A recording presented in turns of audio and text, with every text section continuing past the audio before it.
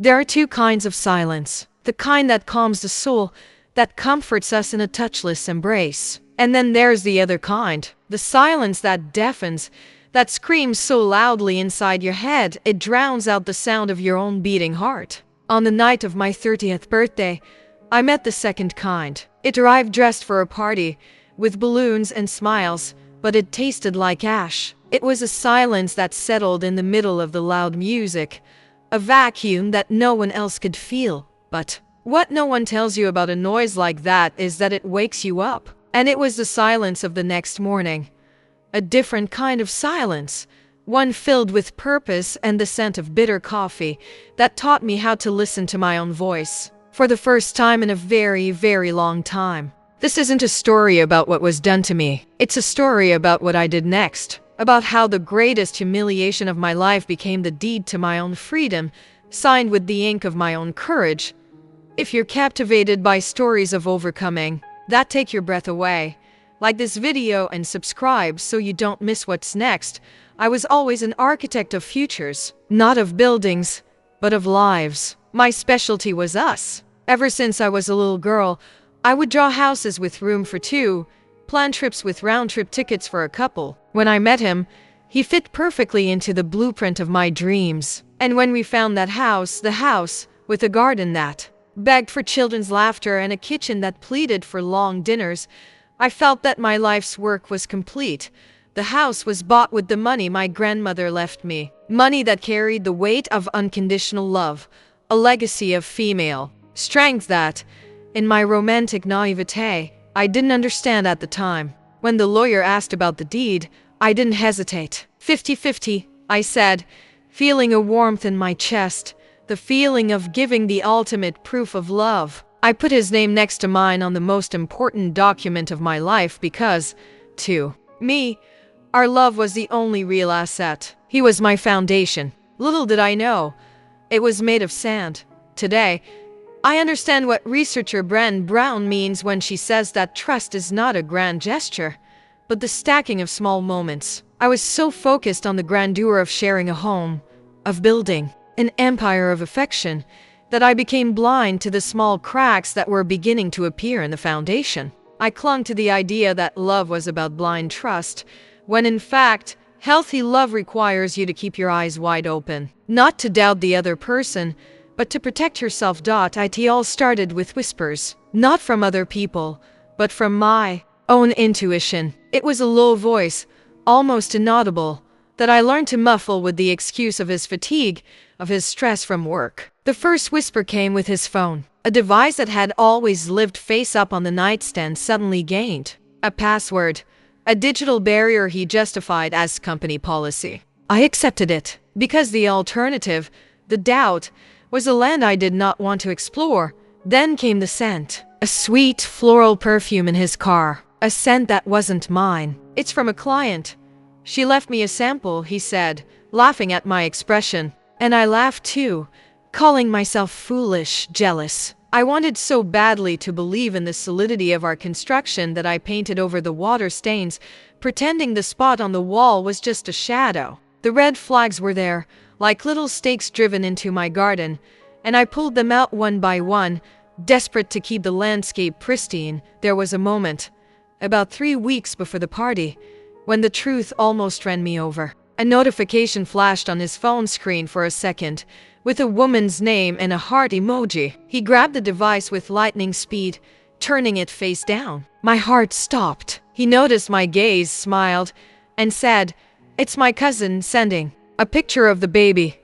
He showed me the photo, and I felt a relief so profound that I felt guilty for my suspicion. That relief, I realize now, was just the sound of my intuition being locked in the basement once again. I didn't know that, in that very instant, it was just gathering its strength to break down the door.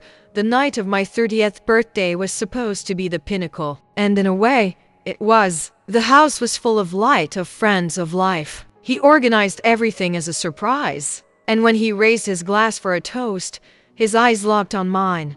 The world seemed to stop. He spoke about our future, about how lucky he was to have me, about how I was the woman of his life. Every word was an applause, every smile from the Guess was a confirmation of our fairy tale. And I, at the center of it all, felt like the happiest queen in the world. It was the performance of his life. And I was the deceived audience. With the excuse of getting a sweater, I went upstairs, floating on a cloud of champagne and happiness. The party music became a muffled sound with each step. When I reached the hallway, I noticed the door to our bedroom was ajar. And that's when I heard it. Not a conversation, but a low, intimate laugh. A laugh that didn't belong on that floor of the house. My body went cold before my mind could understand. I pushed the door open, and the world fell apart in slow motion. There were no screams. There was no confrontation. There was only the image. Him and her. In our bed. In the bed where I slept. Where I dreamed. Where I planned our future. Her dress, a vibrant red, was thrown over my reading chair. Her shoes, next to his. The scene wasn't just about betrayal. It was about desecration. It was an invasion, a silent conquest of my most sacred space. If you believe that true strength is shown through actions, not screams, subscribe to this channel and follow the rest of this story. I made no sound. I simply took a step back, pulled the door, and closed it with surgical softness. The click of the handle was the loudest sound I had ever heard. I walked back downstairs, an automaton with a smile painted on my face. Someone handed me a slice of cake. I thanked them. I kept smiling, talking, being the perfect hostess of my own humiliation. On the outside, I was the radiant birthday girl. On the inside, an entire building imploded in silence, floor by floor, until only the icy structure remained. In that moment, the woman who walked up the stairs ceased to exist, and another colder, clearer, more dangerous was born. When the last guest had left and the house sank into stillness, the ice inside me didn't melt. It solidified. I didn't cry. Tears seemed like a luxury, an energy I couldn't afford to waste. I sat on the sofa amidst the party's mess and stared into the dark. The pain was there, a physical presence, a spear lodged in my chest. But instead of paralyzing me, it focused me. The humiliation, the anger, the sadness, it all fused into a single point of absolute clarity. I wasn't going to burn the house down. I was going to secure it at T7 in the morning. I was up. The smell of stale cake and evaporated alcohol was nauseating. I made a strong, bitter coffee. As the drink burned its way down, I was at my computer, not looking at his social media, not searching for her. I was researching real estate law, contracts, dissolution clauses. At 8, I called my lawyer, waking him up. My voice was steady, without a tremor. I explained the situation succinctly, practically, as if I were describing a business problem, because that's what it had become, a transaction. He told me what was necessary, and I moved with an efficiency that surprised me. I gathered the documents, the transfer receipts that showed the origin of my grandmother's money, the purchase agreement. Society expects a betrayed woman to spend the next day crying. I spent mine in notary offices and law firms. With every signature, every authenticated document, I felt the spear in my chest being withdrawn millimeter by millimeter. It wasn't revenge. It was reclamation. I was taking back not just a property, but my dignity, my future, my name. The transformation wasn't a battle cry. It was the silent drag of a pen across paper.